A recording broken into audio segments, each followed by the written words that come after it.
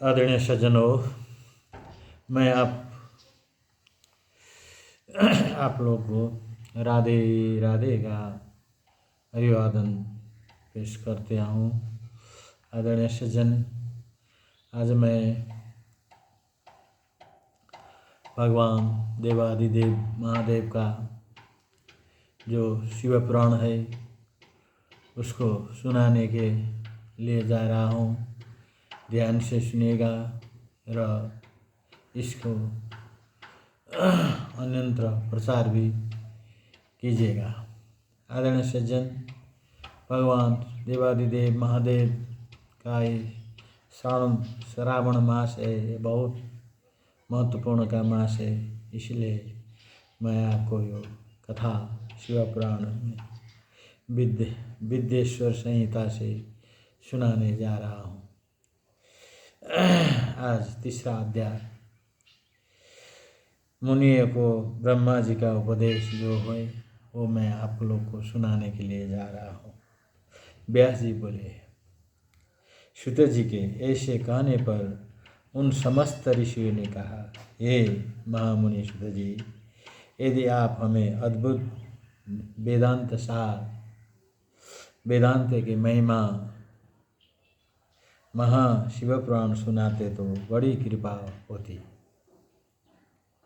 मुनियों से ऐसा सुनकर शिव जी का स्मरण करते हुए सूत जी प्रसन्न होकर बोले, अच्छा, तो अब मैं आप लोग को अनामय शिव पुराण को ही सुनिए, जो समस्त वेदों का सार है और जिसे भक्ति, ज्ञान और वैराग्य तीनों का वर्णन मिलता है। आदरणीय सज्जनों, हे ऋषियों, पूर्व समय जब पुनः कल्पों का क्षय होता गया, उसके पश्चात जब इस कल्प का प्रादुर्भाव हुआ, तब सृष्टि संबंधी कार्य के आरंभ होने पर षट कुलीन अर्थात 6 कर्मों के करने वाले उत्तम कुल के मुनियों में यह मतभेद उत्पन्न हो गया कि यह सबसे पर है या नहीं।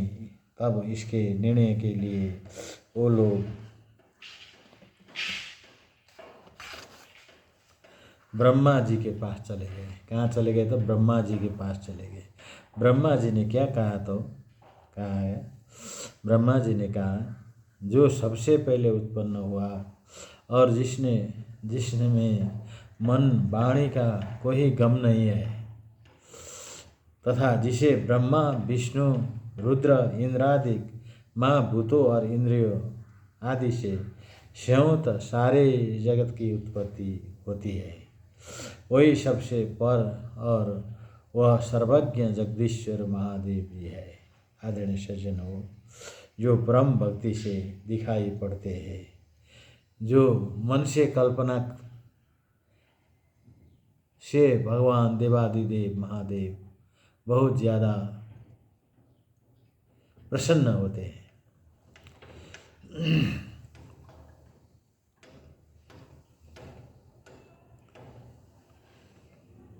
जो परम भक्ति से दिखाई पड़ते हैं तथा रुद्रादि सभी देवता जिसके दर्शन की अभिलाषा रखते हैं। अधिक क्या कहूँ, शिवजी की भक्ति से संसार का जल कट जाता है।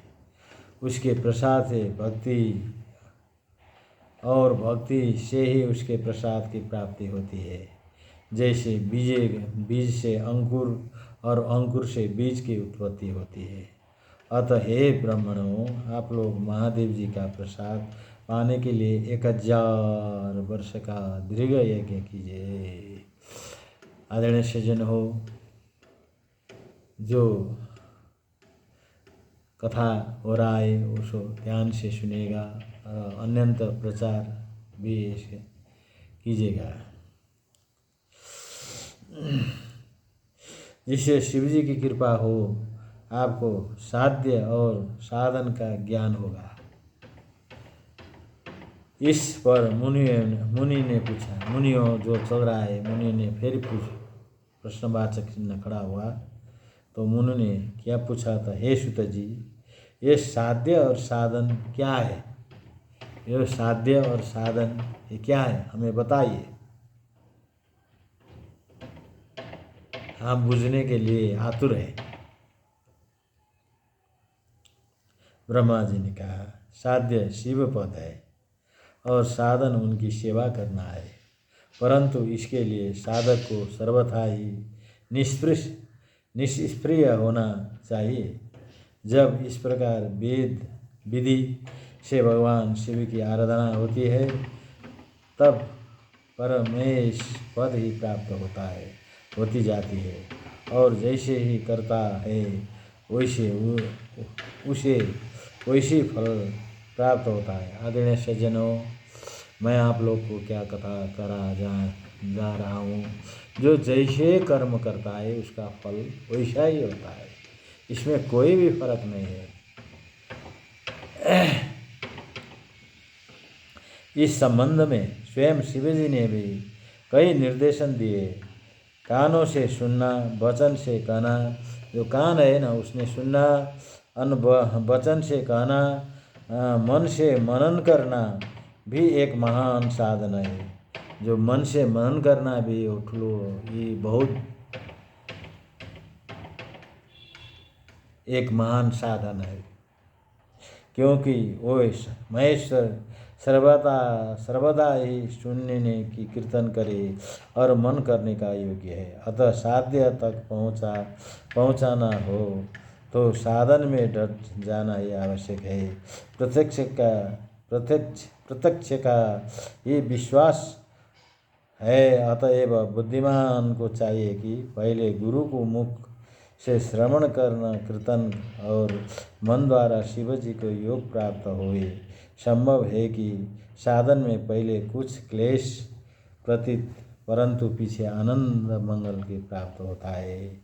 इति श्री शिवपुराण विश्वेश्वर संहिता का 3रा अध्याय समाप्त होता है। आदरणीय सज्जनों, मैंने आपको शिवपुराण कथा सुनाए हैं, इसीलिए इसको भीतरी मन से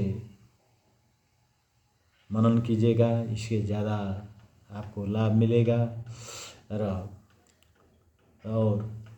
आपको शिव भक्ति भी प्राप्त होता है। इसलिए मैं आप लोग से विदा होने के लिए जा रहा हूँ। सबको मंगल हो, शुभ हो। आदरणीय सज्जन, मैं अब विदा होने के लिए जा रहा हूँ। राधे राधे। सबको कल्याण हो, सबको शुभ हो, सब मंगलमय कामना करते हुए मैं आपसे विदा होने जा रहा हूँ। राधे राधे।